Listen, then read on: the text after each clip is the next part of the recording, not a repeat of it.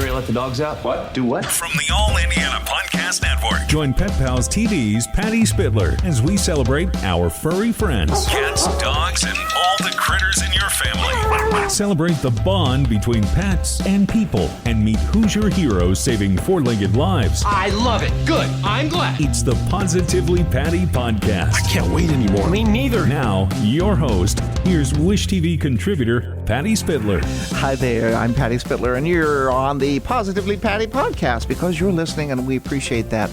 Now, coming up today, we're going to be talking with Tyler Sheller, and what's he going to be talking about? Here's the answer to your question. Great Danes! What that you need to know about them, and what if you are considering a very large dog? What do you need to know? Special qualifications, special abilities, and things you need to know to make it a happy home for you and your furry friend. So, more coming up on the Positively Patty podcast. And Trudy's the Great Dane.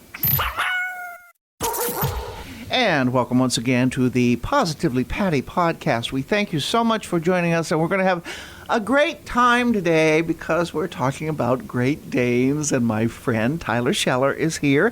Tyler has Great Danes. Well, he's got one right now, and she's a little Great Dane, but she's going to grow to be really, really big, and he knows his breed. Tyler, thank you again for joining us and sharing your knowledge. Let's talk about your first Great Dane, or the one that I knew when I met you, Bruno. Tell us about Bruno first. Well, I had Bruno for about 8 years, which is the average lifespan of a Great Dane. And he passed away about 9 months ago. He had a genetic condition called Wobbler syndrome, which can affect Great Danes.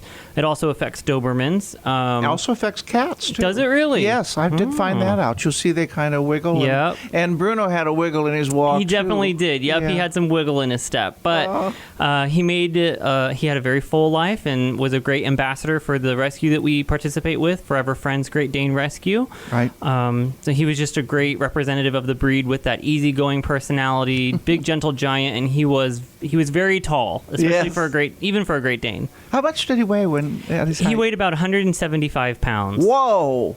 And males can go up 175 and 180 if they don't eat too much. They eat more, they could be even bigger. Yeah, that's right. It's the largest breed, or one of the largest breeds. Yeah, so traditionally, the largest breed on average, height-wise, is the Irish Wolfhound. The heaviest breed on average are Bull Mastiffs. But from the height perspective, with Guinness World Records, they've usually been Great Danes. Wow. And you told me this before. When they put their paws up on your shoulders, they're like, they look you in the eye. Oh, yeah, they can tower over you. Bruno was, every bit of at least 6.5 feet tall when he stood up on his back feet. Oh, my goodness. But Trudy here, she's got some big paws to grow into, so she'll get there. But she's only 12 weeks right now. To your new doggie who's here with us today. Hello, Trudy. Trudy. Oh, Trudy's got a bone. Yes, she is just beautiful. And when I saw on your Facebook page, because I'm a friend, I'm a fan, I follow you on Facebook, and I thought when she's ready, we're going to talk about Trudy. So tell us about Trudy, how old she is, and what are your expectations for her? So Trudy is 12 weeks old, so she's every bit a very much rambunctious puppy still, which has its fun excitement, but also as a giant breed puppy can have its challenges because you take the fun, playful, chewy personality of, like a regular puppy, and then you amplify the size. Right. But she's very easygoing. She's a quick learner. She's happy to be a people pleaser. She'll be a great girl. Right now she's just an okay Dane, but she'll get to great. Oh, I think she's just wonderful. Puppies, yes, as you say, they're challenging, and you have extra challenges with a Great Dane. Everybody oohs and ahs and says, oh, they're beautiful, they're wonderful. But you got to know what you're getting into. For sure. a puppy in general is a lot of work. Yes. With the potty training and the mouthing and the teething and the training, for good manners. But when you take that and you make that puppy 100 pounds when they're 6 months old or a year old, that can be a challenge for some people. Right. And Trudy might be manageable for a lot of people right now at 3 months old, but when she gets to be a year old, she's going to be almost full size, but still have that puppy energy and that young, toddler mindset. She's going to have a lot of work we're going to have a lot of work to do together to get her to be the full potential that she can of a nice, breed representative and a little lady. And a little lady. Yeah, I know. A Bernese Mountain Dog, and they can be just as challenging. They are slow, which I know now because this is my second Bernese Mountain Dog. It's funny. Some of us, when you know the breed, you want to try it again because you figured out all of the idiosyncrasies that breed might have. Sure. Like, hello, sweetie. Like my Berner likes to sit on my foot. He'll go over and sit on people's feet to claim them, and that's a Berner trait.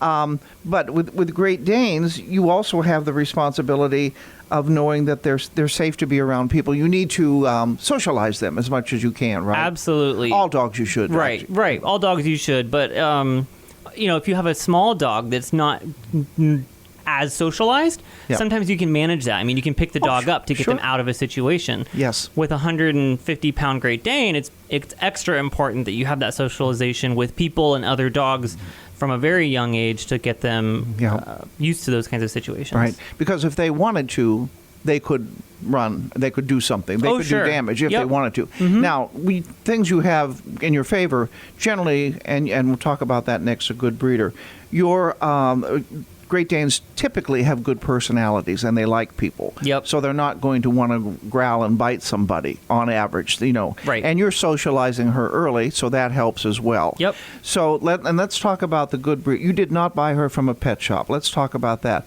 A good, responsible breeder breeds for the love of the breed, not for the love of money. So you got full health records and everything of Trudy, right? Yes, absolutely. So I have been involved with rescue work for a number of years to see what happens when people don't know their breed and they get that 100-pound puppy and they feel overwhelmed. Yeah. They oftentimes have to look to a rescue situation to find it a better suited home.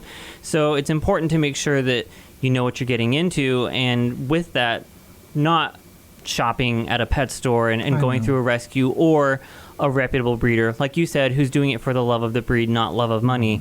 I mean, the breeder that I worked with is somebody who's been doing this for a couple decades. Wow. She doesn't have more than 1 or 2 litters a year, right? Yeah. She's not a puppy mill. She is doing this for the conservation of the breed and to continue those breed characteristics. Yes. She's not doing it, she's not breeding these fad colors, with weird hybrids, and she's doing everything from breed standard because she loves what Great Danes are and what they represent, and she wants to see that continue. And might I interject here that I looked up, my Mabel's a rescue. Now, back to what you said, when in the beginning, she did not like children at all. So I don't know whether she was abused. I don't blame her. I'm allergic to kids myself.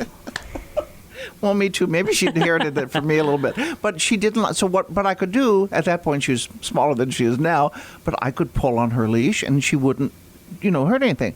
I got a 150-pound, 120-pound Bernese Mountain Dog. If they want to run after somebody, you can't stop them. Now, luckily, my Louie, my first Bernese Mountain Dog, he loved everybody. And Stewie, actually, if he doesn't know you, he'll back away rather than go towards you. So in both cases, I'm okay. I did look at rescue for a Bernese Mountain Dog, and the ones I found were either 6, 7, or 8 years old, or they had some mental issues, both of which I can't, I can't afford, literally and figuratively. The length of the breed for a Bernese is 6 to 9 as well. So that's why I went to a reputable breeder as well, with several decades, as you said, with yours of breeding. We're looking at Trudy right now. She's running all around. Okay, what do you... Oh, no, one more thing. And I said this the other day. We were on TV on Indie Style. Bruno, you took such good care of, and he had such a wonderful life. You took him for rides. He had his own little trailer. Tell us about that. He did, yes. So when Bruno got his wobbler syndrome diagnosis when he was 2 years old. He was only 2? Yes, and actually most dogs with wobbler syndrome are diagnosed relatively young. Oh, okay. I didn't know that. Yeah. We knew that obviously it's degenerative, it's in your spine. What it does is it causes a slow paralysis.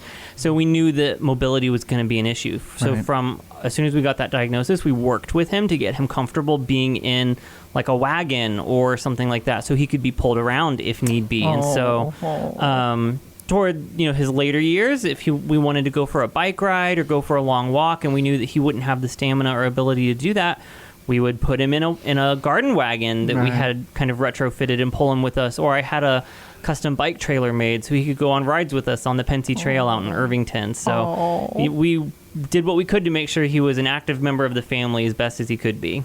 He was happy. He was very, very. We hope so. He probably loved.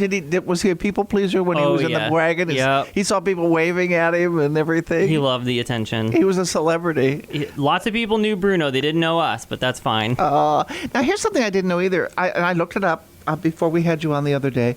I thought all of your Great Danes were black and white, but they're not. They're different colors. That's right. So they come in 6 breed recognized colors, and I realized 6. Wow. And I realized just the other day when we were on, I said 6 and I only listed 5, and I was like, something doesn't feel right. Nobody knows. Math's not my forte. But so Trudy is a Harlequin, which is the white with black patches. They come in all black. They come in blue, which is like a grayish color. They come in fawn, which is kind of the beige, which is kind of what most people think about. There's brindle, which is like fawn with stripes. Okay. And then the last one is mantle, which is like a Boston Terrier coat pattern with the black and white tuxedo. Okay.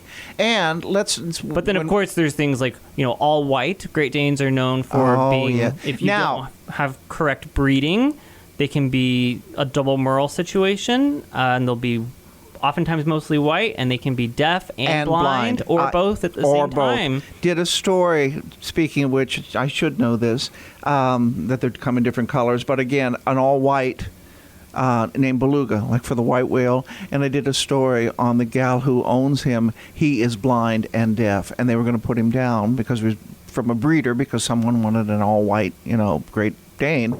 And she took him, and he's wonderful. I mean, he goes around, whoop, you got another, you cracked your bone, didn't you? So she has socialized him. What they do, as I understand it, I have not had a blind and deaf dog, but it's called mapping, and they know where they're going, and if they do the same things, and they can touch certain things, and they feel so they don't. He's a sweet dog. I mean, he really is. Yeah. But that's a lot. Are you sure? Beluga is 130 pounds right now, and still growing. Yep. So, yes, it is a big responsibility. Let's tell us about the breed, what they were bred for. They're from Germany originally, as I understand it. Yep, they're German dogs. German Mastiff is what they were originally called back in the day, and they were bred to hunt wild boar. Okay. So they needed to be big because they needed to take down a several 100-pound angry pig, and they're not aggressive today. Most of that has been bred completely out of them. They're couch potatoes. They're the biggest, love bugs, but they were hunting dogs originally. Right. And oftentimes, most of the time when you see like a Great Dane in the show world or on Hollywood, they've got their ears cropped where they're sticking up.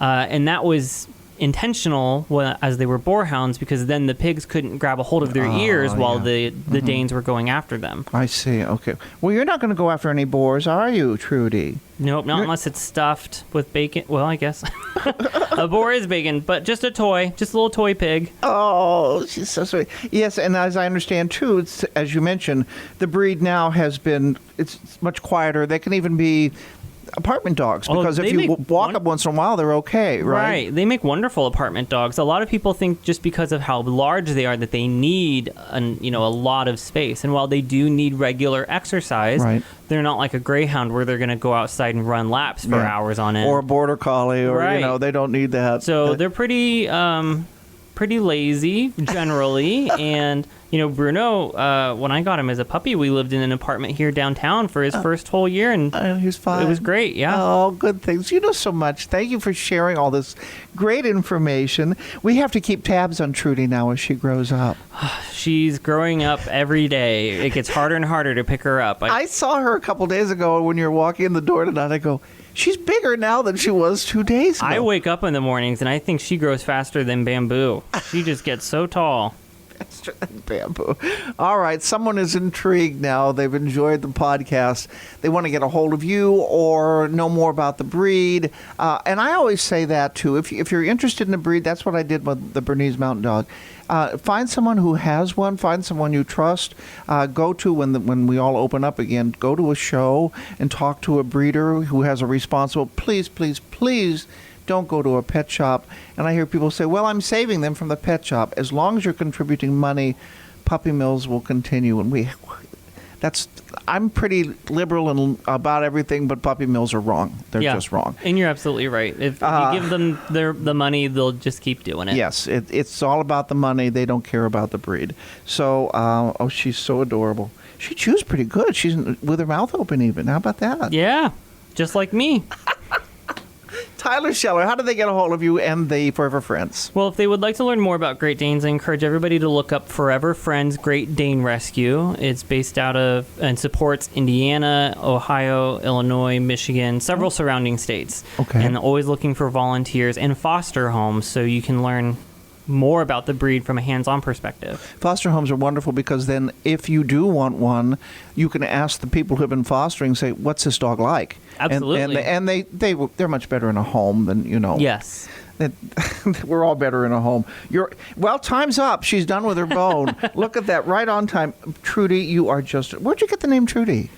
So I like for my animals to have names that match their country of origin. So Trudy is short for Gertrude, which is German. Oh, and it means okay. Strength. I'm getting licks on my...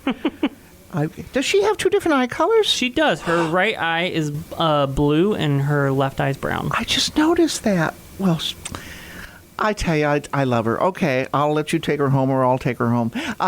Tyler, thank you so much, and we'll catch up again with Trudy when she's into her teenage years. How about that? That sounds great. She'll be extra Trudy trying. Trudy.